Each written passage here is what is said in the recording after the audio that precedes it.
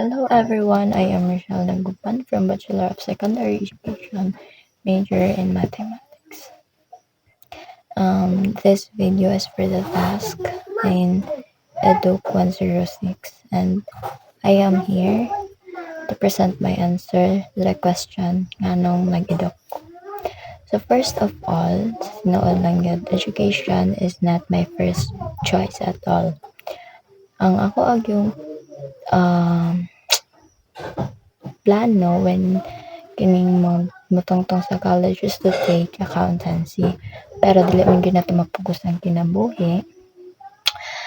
So, katong paggawas sa results sa entrance exam sa SU, my score didn't reach the score na needed para makakuha ka og slot sa accountancy program. Honestly, it was a bit disappointing because for me, accountancy was the path I thought I would take for my future. Pero malagi, life has its way of redirecting us. I wasn't forced to choose education, pero while I was deciding, I realized nga teacher di ay ang akong pinakaunang panganday when I was a child. Kusugid ko mahimo nga maestra sa una, but things changed when I reached high school. Na-expose ko sa lain-lain nga career options o dito na usab ako ang plano. But pag-abot ako sa punto nga I needed to make a decision, so I started to reflect.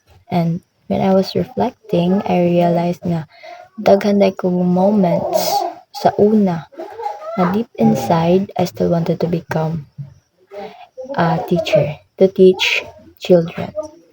Na-realize na ako nga ang teaching is more than just a job. It's a calling. It's about making an impact, sharing knowledge, and helping others to reach their dream. Education course gave me a second chance not just to pursue a career, but to fulfill a deeper purpose. Kung ano ko nakaabot sa accountancy, maybe it's because na mas angayan nga path para nako.